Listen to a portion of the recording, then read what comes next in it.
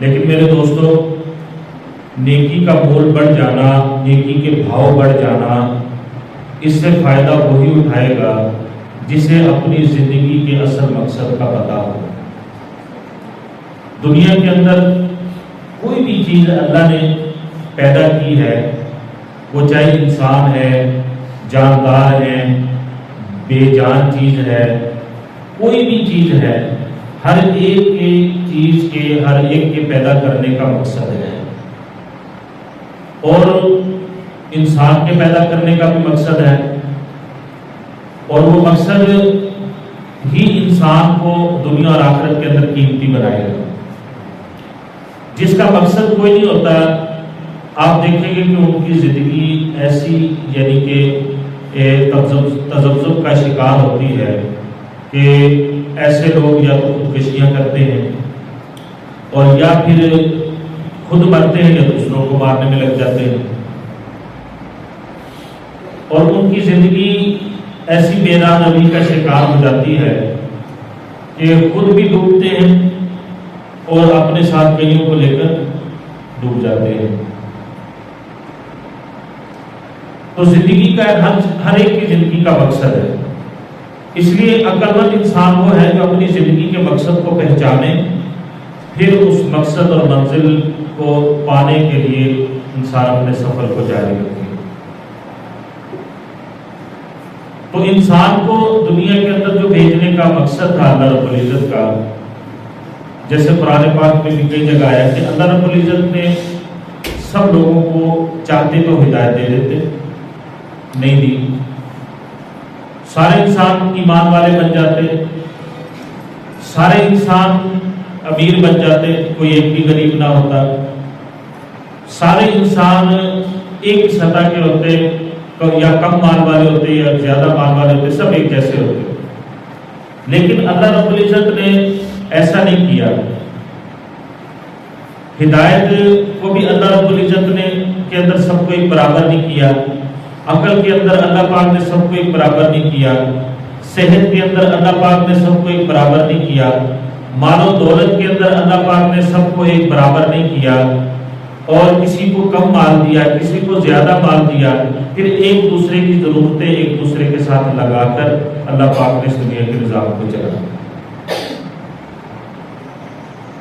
اگر سب مالدار ہو جائیں گے تو دنیا کا نظام نہیں چلے گا کہ ان کا کام کرنے، ہر آدمی کہے گا پیسے میرے پاس ہے، میرا کام کرنے والا کوئی نہیں۔ تو اللہ رب العزت نے اس کے لیے کچھ لوگوں کو کم مال دیا اور ان کی ضرورتیں مال والوں کے ساتھ لگا دی۔ ان کو زندگی گزارنے کے لیے پیسے چاہیے، مال چاہیے، اور ان کو مال والوں کو اپنے کام کے لیے لوگ چاہیے، تو اس ادھر سے تبادلہ ہو گیا، انہوں نے ان کو مال دے دیا، انہوں نے اپنی ان کو سروسز دے، خدمات دی۔ یہ دنیا کا نظام چل رہا ہے۔ تو میرے دوستو، زندگی گزارنے کے لیے اللہ رب العزت نے ہمیں چھوٹی چھوٹی ضرورتوں کے ساتھ منسلک کیا ہے، لیکن ہمیں ایک بڑا مقصد دیا ہے۔ اب عقل مند انسان وہ ہے کہ جو اپنے مقصد کو درجہ زیادہ دیتا ہے ضرورتوں کو پیچھے کر کے، کیونکہ ہمیشہ منزل کے اوپر وہی لوگ پہنچتے ہیں جو اپنے مقصد کو سامنے رکھتے ہیں، ضرورتوں کو سامنے رکھ کے مقصد کو قربان نہیں کرتے ہیں۔ اور جو بیوقوف لوگ ہوتے ہیں وہ اپنی ضرورتوں کو آگے رکھ لیتے ہیں اور مقصد کو ضرورتوں کے پیچھے چھپا دیتے ہیں، اور ضرورتوں کے اندر اس قدر منہمک ہوتے ہیں کہ اپنا مقصد ہی بھول جاتے ہیں۔ تو انسان کے دنیا کے اندر آنے کا مقصد یہ تھا کہ یہ اپنے رب کو پہچانے، اور اس کے حکم اللہ پاک خود فرماتے ہیں کہ میں ایک چھپا ہوا خزانہ تھا، میں نے چاہا کہ میں پہچانا چاہوں، تو میں نے اپنی مخلوق کو پیدا کیا، انسانوں کو پیدا کیا اللہ کو پہچاننے کے لیے۔ تو وَمَا خَلَقْتُ الْجِنَّ وَالْإِنسَ إِلَّا لِيَعْبُدُونَ، جنوں اور انسانوں کو پیدا کرنے کا جو مقصد ہے وہ اللہ کی بندگی اور عبادت ہے۔ اس کی تفسیر کے اندر مفسرین لکھتے ہیں اَيْ لِيَعْرِفُونَ، یعنی اللہ کی پہچان، عبادت وہ ہو جو اللہ کی پہچان کے ساتھ ہو۔ تو جب اللہ رب العزت کی پہچان سامنے ہوگی تو اللہ رب العزت کے احکامات پر چلنا آسان ہوگا. اللہ کی پہچان کہ اللہ کتنی قدرت والے ہیں، انہوں نے ہمیں دنیا کے اندر کس مقصد کے لیے بھیجا ہے، ہم نے اس دنیا سے منتقل ہو کر دوبارہ ان کی بارگاہ میں پیش ہونا ہے، اور انہوں نے ہم سے کس کس چیز کی باز پرس کرنی ہے، ان چیزوں کی تیاری، یہ انسان کا مقصد ہے. باقی یہ ضرورتیں ہیں، گھر ضرورت ہے، لباس ضرورت ہے، کھانا پینا ضرورت ہے، یہ ساری ضرورتیں ہیں. لیکن انسان ان ضرورتوں کے اندر اس قدر منہمک ہوا، اس قدر منہمک ہوا کہ اس نے اپنی اصل زندگی، اصل مقصد کو ہی کھو دیا.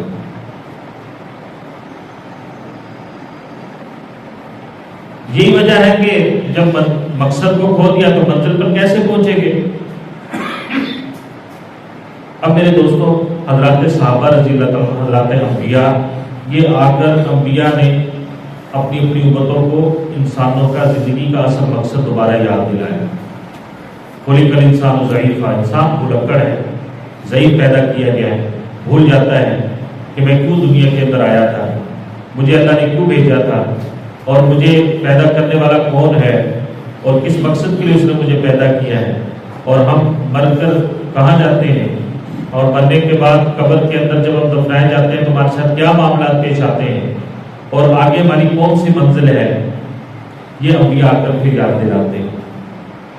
حضرات صحابہ رضی اللہ تعالیٰ عنہ حضور صلی اللہ علیہ وسلم کی تربیت پا کر ایسے اپنی منزل کی طرف رواں دواں ہوئے کہ رہتی دنیا تک، قیامت تک کے لیے وہ ایک نمونہ بن چکے ہیں.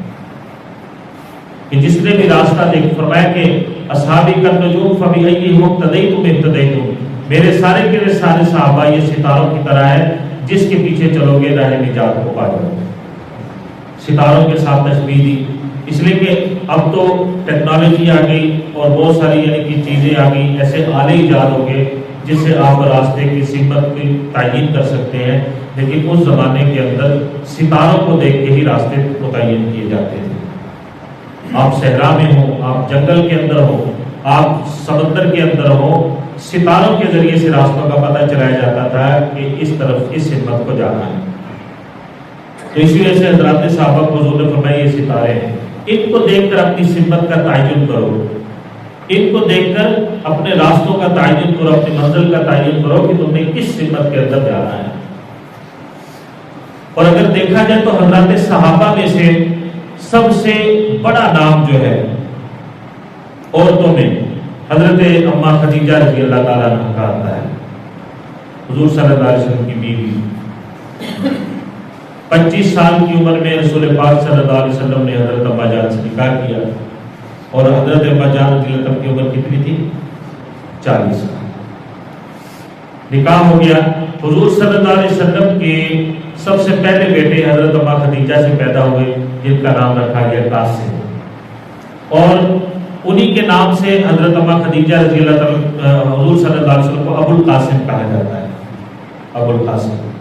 پھر حضرت زینب پیدا ہوئی، پھر اسی طرح حضرت رقیہ ام کلثوم یا رقیہ، دونوں میں سے دونوں بیٹیاں، آخر میں حضرت فاطمہ. پھر حضرت فاطمہ رضی اللہ عنہ کے بعد حضرت طیب، طاہر، یہ حضرت عبداللہ پیدا ہوئے، ان کے دو نام اور تھے طیب اور طاہر.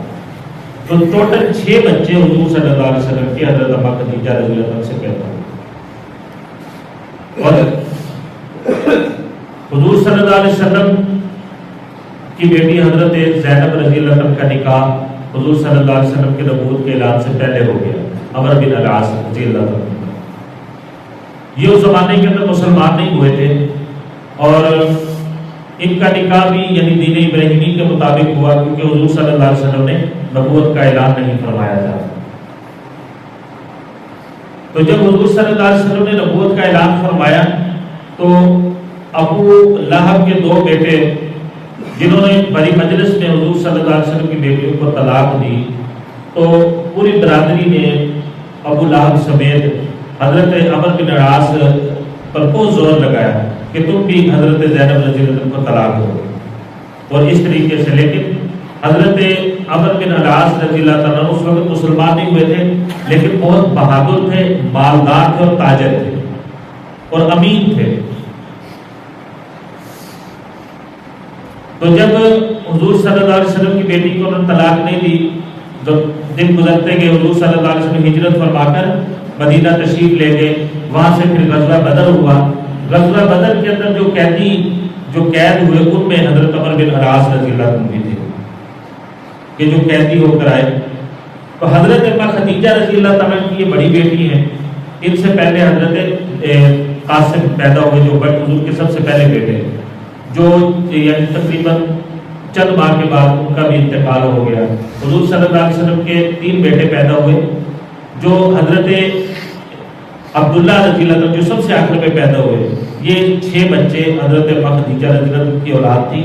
ان کے بعد حضرت ابراہیم پیدا ہوئے، وہ غالباً حضرت ماریہ قبطیہ رضی اللہ عنہ سے پیدا ہوئے، جو نجاشی بادشاہ نے بطور ہدیہ کے تحفے کے حضور کو ایک وادی ہدیہ بھیجی تھی، اور حضور صلی اللہ علیہ وسلم نے ان سے آزاد کر کے ان سے نکاح فرما لیا تھا، اور اس کا حق میں بھی نجاشی بادشاہ نے دیا۔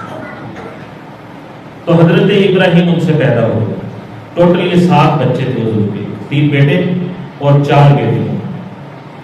حضرت جب حضور صلی اللہ علیہ وسلم کو 40 سال کی عمر کے قریب ہوئے تو خواب آنے شروع ہوئے، اور وہ خواب دن میں پورے ہو جاتے تھے۔ تو آپ صلی اللہ علیہ وسلم نے خلوت اختیار کر لی اور جا کر عبادت کرنی شروع کر دی الگ غار کے اندر۔ پھر جب پہلی وحی نازل ہوئی، حضرت جبرائیل علیہ السلام آئے اور پہلی وحی نازل ہوئی، حضور صلی اللہ علیہ وسلم گھبرائے ہوئے گھر آئے تو حضرت اماں خدیجہ رضی اللہ تعالیٰ عنہا کہ جو اس وقت مکہ کی امیر ترین عورتوں میں جن کا شمار تھا، تو انہوں نے حضور صلی اللہ علیہ وسلم سب سے پہلے حضور کی بات کو سن کر وہ مسلمان، تو اسلام کی سب سے پہلی مسلمان مردوں میں عورتوں میں مجموعی طور پر وہ حضرت اماں خدیجہ رضی اللہ تعالیٰ عنہ۔ حضرت علی بچوں میں پہلے مسلمان ہیں، حضرت ابوبکر صدیق رضی اللہ عنہ مردوں میں پہلے مسلمان ہیں، لیکن مجموعی طور پر سب سے پہلی مسلمان وہ حضرت اماں خدیجہ رضی اللہ عنہ۔ اور پھر یہ نہیں کہ اسلام قبول کیا، بلکہ حضور صلی اللہ علیہ وسلم کو تسلی دی، حضور صلی اللہ علیہ وسلم کی طاقت بنی، اور اپنا مال بھی سارا کا سارا حضور صلی اللہ علیہ وسلم پر قربان کر دیا، مال بھی قربان کر دیا۔ اور حضور صلی اللہ علیہ وسلم نے بھی حضرت اماں جان کے ساتھ وفاداری کی انتہا فرمائی کہ جب تک حضرت خدیجہ رضی اللہ عنہ حیات نہیں، حضور صلی اللہ علیہ وسلم نے دوسرا نکاح نہیں فرمایا، اور بے انتہا حضور صلی اللہ علیہ وسلم کا احترام بھی کرتے تھے اور محبت بھی کرتے تھے۔ تو حضرت اماں خدیجہ رضی اللہ تعالیٰ عنہ نے اپنا کل مال حضور صلی اللہ علیہ وسلم کی ذات اقدس پر قربان کر دیا۔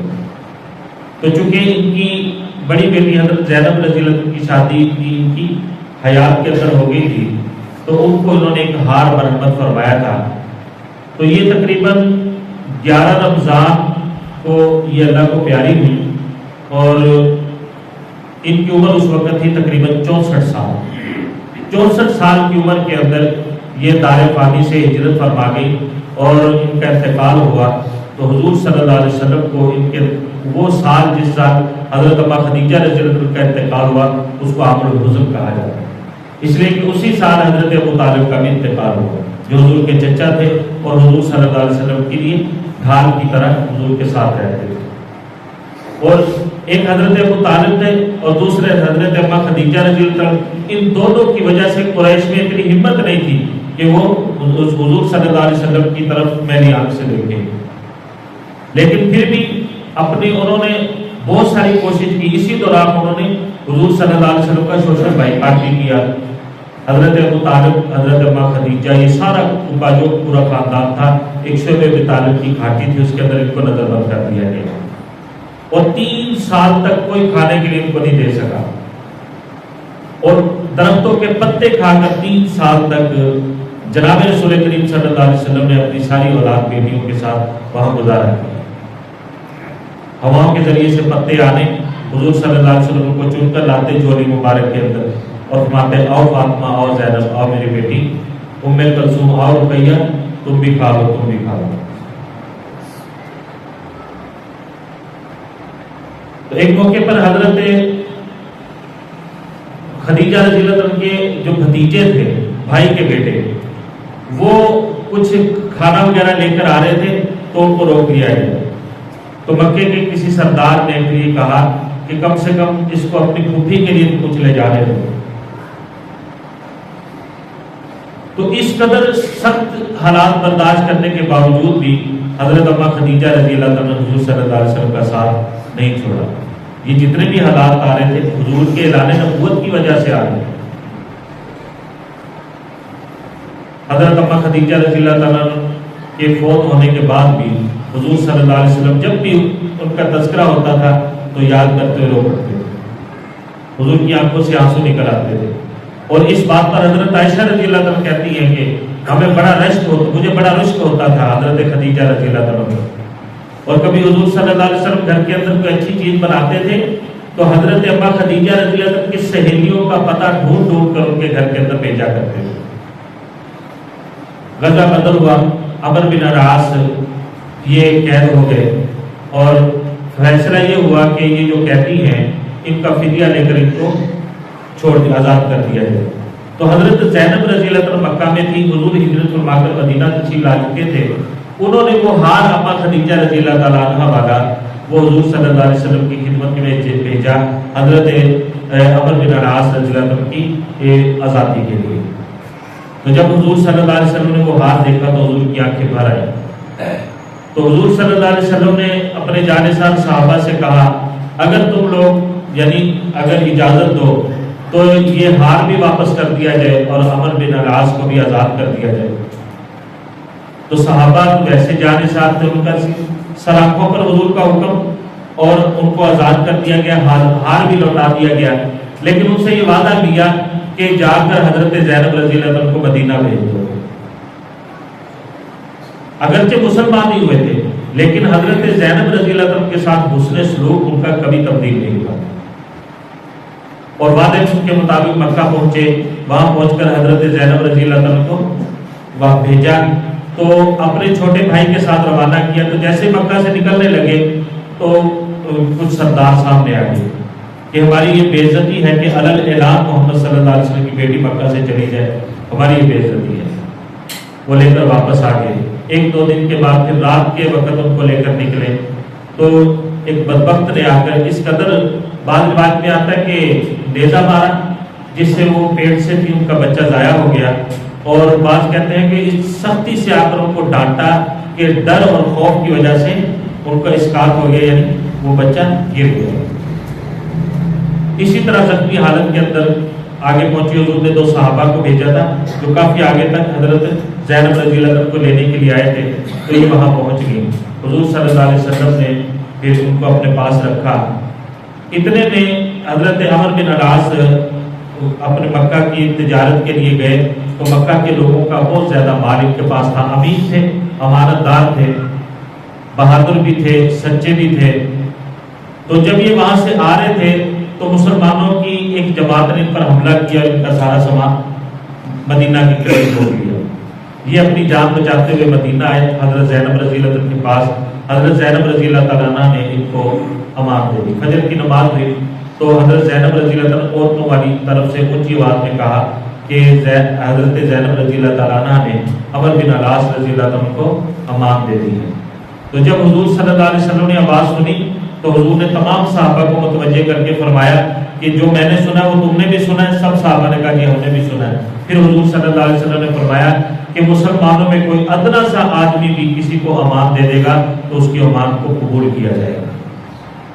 پھر حضور صلی اللہ علیہ وسلم نے حضرت زینب رضی اللہ عنہ سے کہا کہ ان کے ساتھ کسی قسم کا آپ نے تعلق نہیں رکھنا، ان کے ساتھ پردے کے ساتھ رہے، اس لیے کہ وہ ابھی کفر کی حالت میں ہیں اور آپ مسلمان ہیں. تو حضرت عمرو بن العاص رضی اللہ عنہ سے حضرت زینب رضی اللہ عنہ نے درخواست کی حضور صلی اللہ علیہ وسلم سے. حضور کی بیٹی حضرت زینب نے درخواست کی کہ ان کا سامان واپس لے لیا جائے. حضور صلی اللہ علیہ وسلم نے تمام صحابہ سے کہا کہ اگر تم وہ رکھنا چاہو تو تمہارے لیے جائز ہے، حلال ہے، لیکن اگر تم چاہو تو میری یعنی کہ مشورہ، میری درخواست ہے کہ وہ سامان کو واپس دے دیا جائے. تو حضور صلی اللہ علیہ وسلم کا یعنی مشورہ اور درخواست صحابہ کے لیے کسی حکم سے کم نہ تھی. حالانکہ حضور نے اختیار دے دیا تھا کہ تم چاہو تو یہ سامان رکھ سکتے ہو، لیکن اگر میری رعایت کرو تو میری بیٹی کی وجہ سے یہ سامان ان کا واپس کر دو. کوئی رسی لے کر آ رہا ہے، کچھ لے کر آ رہا ہے، کچھ لے کر آ رہا ہے، یہاں تک کہ ایک ذرا سی چیز بھی تھی وہ بھی ان کی سامان کو واپس کر دو. حضرت عمرو بن العاص وہاں سے وہ سامان لے کر مکہ پہنچے، ایک ایک کا سامان ان لوگوں کو واپس دے دیا۔ جب سب کا سامان واپس دے دیا، سامان دینے کے بعد انہوں نے کہا کہ میں چاہتا تو اس وقت کلمہ پڑھ سکتا تھا، لیکن ہو سکتا ہے کہ مسلمان یہ سوچتے ہو، تم لوگ بھی یہ سوچتے کہ شاید عمر بن العاص نے موت کے ڈر سے کلمہ پڑھا ہے، اور تمہاری امانتیں بھی میرے پاس تھیں، تو لہٰذا یہ تم سب کی امانت تمہارے پاس پہنچ چکی ہے، اور اب تم سب گواہ ہو جائے کہ میں کلمہ پڑھتا ہوں، شہادت دیتا ہوں، اور میں مدینہ کی طرف ہجرت کر کے جا رہا ہوں۔ تو میرے محترم دوستوں جی، جو یہ انسان کی زندگی کا اصل مقصد ہے کہ میری زندگی کا مقصد تیرے دین کی سرفرازی، میں اسی لیے مسلمان، میں اسی لیے نمازی۔ ہمیں اللہ پاک نے اس دنیا کے اندر بھیجا تھا دو ذمہ داریاں دے کر، ایک اپنی بندگی اور دوسرے اللہ کے دین کی سربلندی، اور اس کے لیے حضرات صحابہ اور حضرات امہات المؤمنین، حضرات صحابیات اور حضرات اکابرین محدثین، جتنے بھی بڑے بڑے ہمارے بزرگ گزرے ہیں جن کا نام آج ہم عزت اور فخر سے لیتے ہیں، ان کی زندگیاں پڑھ کے دیکھیں، انہوں نے اپنی زندگی کے اصل مقصد کو پہچانا، اور اپنی زندگی کے اصل مقصد کو پہچان کر پھر اس منزل کو سامنے رکھ کر چلے تھے۔ ضرورتوں کی خاطر انہوں نے کبھی بھی اپنے مقصد کو قربان نہیں ہونے دیا۔ ہمیشہ انسان ناکام کب ہوتا ہے کہ جب وہ اپنے مقصد کو قربان کر دیتا ہے ضرورت کی خاطر، اور انسان کامیاب وہ ہوتا ہے جو اپنی ضرورت کو قربان کر دیتا ہے مقصد کی خاطر۔ کھانا پینا ہماری ضرورت ہے، مکان بنانا رہنا ہماری ضرورت ہے، اور لباس پہننا ہماری ضرورت ہے، یہ سب ضرورتیں ہیں، لیکن ہم نے ان ضرورتوں کو مقصد کا درجہ دے دیا ہے، اور یہ وجہ ہے کہ آج ہم بھٹکے پھر رہے ہیں پوری دنیا کے اندر۔ جہاں بھی دیکھو گے مسلمانوں کو، تو آپ کو مسلمان ایسی حالت کے اندر ملیں گے کہ یا تو ترس کھانے کے قابل ہیں یا ان کو دیکھ کے شرم آتی ہے۔ وجہ صرف یہی ہے کہ جو ان کی زندگی کا مقصد تھا، آخرت منزل تھی اور دین کی سربلندی ان کا مقصد تھا، یہ اپنے مقصد سے ہٹ چکے ہیں۔ اور جب کوئی چیز بھی اپنے مقصد سے ہٹتی ہے تو اس کی دنیا کے اندر ویلیو بالکل زیرو اور ختم ہو جاتی ہے، اور اس کا پھر انجام اتنا گندا اور برا ہوتا ہے۔ اگر آپ اپنے معاشرے کے اندر دیکھیں تو یہ سر پہ بلب لگا ہوا ہے، اس کا مقصد ہے روشنی دینا، اس کا مقصد ہے روشنی دینا۔ یہ جب تک جلتا رہے گا ہم اس کو اپنے سر پہ رکھیں گے، یہ ہمارے سروں کے اوپر رہے گا، لیکن جب یہ فیوز ہو جائے گا اور روشنی دینا بند کر دے گا یا اپنے مقصد سے ہٹ جائے گا تو ہم کیا کریں گے؟ ہم اس کو اٹھا کر کوڑے کے ڈھیر کے اوپر پھینک دیں گے۔ اسی طریقے سے گائے ہے، گائے کو کوئی بہت سارے فارمر ہیں جو جنہوں نے بھینسیں رکھی ہیں، دودھ کا کام کرتے ہیں، وہ اس کے گوبر کو صاف کرتے ہیں، اس کو نہلاتے ہیں، اس کی صفائی ستھرائی کا خیال رکھتے ہیں، اس کو بیمار ہو جائے تو دوائی دارو کا یعنی کہ اس کا علاج کرتے ہیں، اگر سردی آ جائے تو گرمی کا انتظام کرتے ہیں، گرمیوں کے اندر اس کو نہلاتے ہیں، اس کی ٹھنڈ کا انتظام کرتے ہیں، سارے اس کے نخرے اٹھائے جاتے ہیں صرف اس وجہ سے کہ اس سے دودھ حاصل ہو رہا ہے۔ لیکن جب وہ اپنے مقصد سے ہٹ جاتی ہے اور وہ گائے یا بھینس دودھ دینا بند کر دیتی ہے، اور تو ہم پھر کیا کرتے ہیں؟ ہم اس کو کسائی کے حوالے کر دیتے ہیں، اس کو کاٹو، اس کی بوٹیاں بناؤ، اس کو چیر پھاڑ کے اس کو تقسیم بیچ دو۔ تو میرے دوستو، اس پوری دنیا کے اندر اس وقت اگر مسلمان سب سے زیادہ پسے ہوئے ہیں، اگر مسلمان سب سے زیادہ یعنی کہ پستیوں کے اندر اور ذلت کی گہرائیوں کے اندر پڑے ہوئے ہیں، تو اس کی وجہ صرف یہی ہے کہ ہم اپنے مقصد سے ہٹے ہوئے ہیں۔ ہم نے ضرورتوں کو مقصد بنایا ہے، ضرورتوں کو مقصد بنایا ہے، اتنا مال اکٹھا کر لو، یہ کر لو، وہ کر لو، اچھے سے اچھے کپڑے پہن لو، یہ سارا۔ حضور صلی اللہ علیہ وسلم ایک روڑی کے پاس سے گزرے، یعنی جو کچرے کی جگہ ہوتی ہے، تو وہاں پر دیکھا کہ کچھ پاخانہ پڑا تھا، کچھ چیتھڑے پڑے ہوئے تھے اور کچھ ہڈیاں پڑی تھیں۔ حضور صلی اللہ علیہ وسلم نے فرمایا کہ یہ جو چیتھڑے پڑے ہیں، یہ ٹاکیاں پڑی ہیں، یہ وہ فاخرانہ لباس ہے جو انسان پہنا کرتے تھے، لیکن آج وہ یعنی کہ ٹاکیاں بن چکی ہیں، چیتھڑے بن چکے ہیں۔ اور پخانے کی طرف اشارہ کر کے کیا فرمایا کہ یہ وہ بہترین کھانے ہیں جن کی خوشبو سے انسان مچل جاتے ہیں، لیکن اب ان کا حال دیکھو کہ انسان خود اس سے نفرت کرنے کو آیا ہوا ہے۔ پھر ان ہڈیوں کی طرف اشارہ کر کے فرمایا کہ یہ ہڈیاں یہ ایسی کھوپڑیاں ہیں کہ جن کی ایسی تنی رہتی تھی ان کی گردنیں، اور ایسے ایسے ان کے دماغ کے اندر منصوبے ہوتے تھے، لیکن آج یہ یعنی کہ نیچے زمین کے اوپر مٹی کے اندر رل رہی ہیں، کوئی ان کو یعنی کہ اپنے ساتھ لے جانے کے لیے بھی تیار نہیں، اٹھانے کے لیے بھی تیار نہیں۔ تو میرے دوستو، اپنی زندگی کے مقصد کو پہچانیں، اپنی زندگی کی اپنی منزل کا تعین کریں، پھر اس منزل تک پہنچنے کے لیے انتھک محنت کریں، اور ضرورتوں کی وجہ سے کبھی بھی اپنی منزل سے اپنے راستے سے نہ ہٹیں۔ اسی لیے اللہ پاک نے اس دنیا کے اندر ہمیں بھیجا، فرمایا کہ ان تنصروا اللہ ینصرکم، اگر تم اللہ کے دین کی مدد کرو گے اللہ کی مدد تمہارے ساتھ رہے گی۔ انتم الاعلون، تم سب سے بلند اور اونچے رہو گے، ان کنتم مؤمنین، اگر تم ایمان والے رہے۔ اور ایمان والے کون لوگ تھے؟ ایمان والے وہ لوگ تھے کہ جب مسلمانوں کی بیٹیوں کو اٹھا کر جب ایک ہندو راجا لے کر آیا تو محمد بن قاسم رحمت اللہ علیہ کہاں تک، یعنی سندھ تک آ کر اس راجا کی فوج کو پسپا کیا اور اسلام کا پرچم کو لہرایا اور مسلمانوں کی بیٹیوں کو واپس لے کر گئے عزت کے ساتھ۔ اور ادھر 20 سال ہو گئے ہیں عافیہ صدیقی کو امریکہ کی جیل کے اندر، اور مسلمانوں کی خوشیاں بھی چل رہی ہیں، مسلمانوں کی غمیاں بھی چل رہی ہیں، اور زندگی کی بہاریں اسی طرح گزر رہی ہیں۔ میرے دوستو، یہ بات یاد رکھنا، آج اگر کوئی تکلیف کے اندر ہے اس کی تکلیف کو محسوس کر کے اس کے ساتھ کھڑے ہو جاؤ، اگر کوئی مظلوم ہے اس کی مظلومیت کو محسوس کر کے اس کے ساتھ کھڑے ہو جاؤ، وگرنہ کل تمہارے اوپر ظلم ہوگا، تمہارے ساتھ کھڑا ہونے والا کوئی نہیں ہوگا۔ کیا فرمایا اللہ کے نبی صلی اللہ علیہ وسلم نے کہ مسلمان، پوری دنیا کے مسلمانوں کو یہ پیغام دیا، یہ ایک جسم کی طرح ہے، پوری دنیا کے مسلمان ایک جسم کی طرح ہے کہ جسم کے کسی حصے کو بھی تکلیف ہوتی ہے تو پورا جسم اس کے ساتھ تعاون کرتا ہے۔ سر میں درد ہوتا ہے، پاؤں چل کے ڈاکٹر کے پاس جا رہے ہیں، ہاتھ دوائی کو پکڑ رہے ہیں، پانی پی رہے ہیں، منہ کے ذریعے سے دوائی اندر جاری، پورا جسم اس سر کی تیمارداری کے اندر لگ جاتا ہے۔ تو میرے محترم دوستو عزیزو، آج کیا وجہ ہے؟ نہ ہماری بیٹیاں محفوظ ہیں، نہ ہماری اپنی جانیں محفوظ ہیں، اپنے ملک کے اندر بھی ہم غلاموں کی طرح رہتے ہیں۔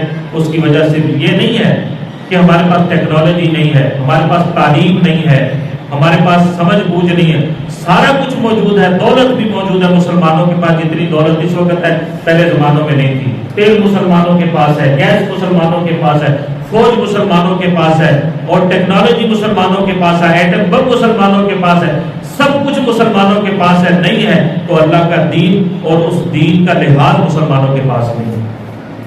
اور آخر میں ایک حدیث پاک سنا کر میں اپنی بات کو ختم کرتا ہوں۔ اللہ کے نبی صلی اللہ علیہ وسلم نے ارشاد فرمایا کہ ہر چیز پر دو دور گزرتے ہیں، ہر چیز کے اوپر دو دور گزرتے ہیں، ایک عروج کا دور ہوتا ہے، ایک زوال کا دور ہوتا ہے۔ حضور صلی اللہ علیہ وسلم نے فرمایا کہ جس دین کو میں لے کر آیا ہوں اس کے عروج تو یہ ہے کہ پوری قبیلے کے اندر پورا کا پورا قبیلہ وہ مسلمان ہوگا، اسلام کا دلدادہ ہوگا اور اسلام سے محبت کرنے والا ہوگا۔ صرف دو پورے قبیلے میں لوگ فاسق ہوں گے اور ان کی کوئی حیثیت پورے قبیلے کے اندر نہیں ہوگی۔ یہ ہے دین کا عروج۔ لیکن پھر ایک وقت ایسا آئے گا کہ پوری کی پوری بستی، پورے علاقے کے اندر 100% لوگ دین سے بیزار ہوں گے، صرف 2% ان کے اندر ایسے ہوں گے جو دین سے محبت کرنے والے، انس رکھنے والے ہوں گے۔ حضور صلی اللہ علیہ وسلم نے ارشاد فرمایا کہ ان لوگ وہ جب دین کی بات کریں گے تو ان کی بات کو اس طریقے سے دبایا جائے گا کہ لوگ ان سے کہیں گے کہ تم ہمیں، یعنی تم دین کی بات نہیں کرتے، تم ہمیں تانے دیتے ہیں۔ یہ الفاظ ہیں حضور پاک صلی اللہ علیہ وسلم فرمایا۔ پھر آگے اس حدیث پاک کے اندر حضور صلی اللہ علیہ وسلم نے ارشاد فرمایا کہ پھر اس شراب مجلسوں کے اندر عام ہوگی، حلال کر کے شراب کو بیچا جائے گا۔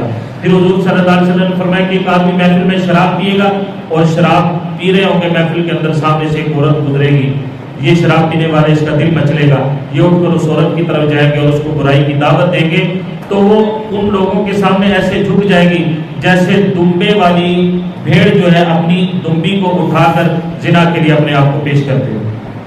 حضور صلی اللہ علیہ وسلم نے فرمایا پھر وہ سارے لوگ اس کے ساتھ ملوث ہوں گے. ایک آدمی وہاں سے گزرے گا اور کہے گا کہ راستے سے ہٹ کر یہ کام کر لیتے. حضور صلی اللہ علیہ وسلم نے ارشاد فرمایا کہ یہ آدمی اس دور کے اندر ایسا ہوگا جیسے اس دور کے اندر تمہارے اندر میرے ابو بکر اور عمر ہیں، جیسے اس دور کے اندر. اور اس زمانے کے اندر جو لوگوں کو نیکی کا حکم کرے گا اور بری باتوں سے منع کرے گا، حضور نے فرمایا کہ اس کو اللہ ایسا اجر و ثواب عطا فرمائیں گے جیسے میرے صحابہ کے 50 صحابہ کے برابر اس کو اللہ پاک اجر و ثواب عطا فرمائیں گے. جو اس دور کے اندر نیکی کا حکم کرے گا اور بری باتوں سے منع کرے گا، اللہ اس کو میرے 50 صحابہ جتنا اجر اللہ پاک اجر عطا فرمائیں گے. میرے محترم دوستو عزیزو، اللہ رب العزت کا مبارک مہینہ رمضان اور قرآن دونوں ایک ہی چیز ہے، لازم ملزوم ہے. رمضان قرآن کے بغیر نہیں ہے، قرآن رمضان کے بغیر ہے. لیکن اس ہمارے پورے علاقے کی، پورے ملک کی حالت دیکھ لیں، پوری دنیا کی حالت دیکھ لیں کہ اس وقت لوگ اسلام سے اس قدر بیزار ہیں کہ قرآن پاک جو ہماری رہنمائی کے لیے اللہ نے اتارا تھا، جس کے اندر ہماری ہر بیماری کا علاج تھا، بیمار پھر رہے ہیں اور نسخہ قرآن ان کے پاس موجود ہے لیکن اپنا علاج کرنے کے لیے تیار نہیں. قرآن پڑھا جاتا ہے صرف ثواب کے لیے. 3 دفعہ قل اللہ شریف پڑھو جی اتنا ثواب ملے گا، سورہ یاسین پڑھ لو 10 قرآن جتنا ثواب مل جائے گا. اول تو 90 سے 95% لوگ قرآن پڑھنے کے لیے تیار نہیں ہیں، اور اگر قرآن جو پڑھتے ہیں وہ بھی صرف ثواب کے لیے پڑھتے ہیں. یہی وجہ ہے کہ آج پوری دنیا کے اندر ہم رسوا ہیں اور دھکے کھا رہے ہیں. اور آج ہماری ماں بیٹیوں کی اتنی حیثیت نہیں ہے کہ ایک انگریز امریکن یہ کہتا ہے کہ مسلمان پاکستانی یہ ایسے لوگ ہیں کہ پیسوں کے لیے اپنی ماں کو بھی بیچ سکتے ہیں.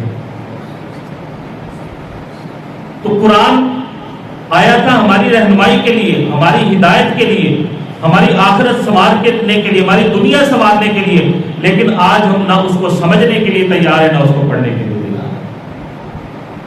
رمضان آتا ہے تو تھوڑا بہت ہلچل ہوتی ہے، لیکن اس کے اندر بھی کتنے ایسے لوگ ہیں کہ جن کو رمضان کے اندر بھی قرآن ختم کرنے کی توفیق نہیں ملتی. اور میرے دوستو، قرآن کو ثواب کے لیے سمجھنا یہ بہت بڑی بھول اور غلط فہمی ہے. نماز چھوڑنا گناہ نہیں ہے، زکوٰۃ نہ دینا گناہ نہیں ہے، زنا کرنا گناہ نہیں ہے. ان سب سے بڑا گناہ قرآن پاک کی سمجھ کو حاصل نہ کرنا ہے.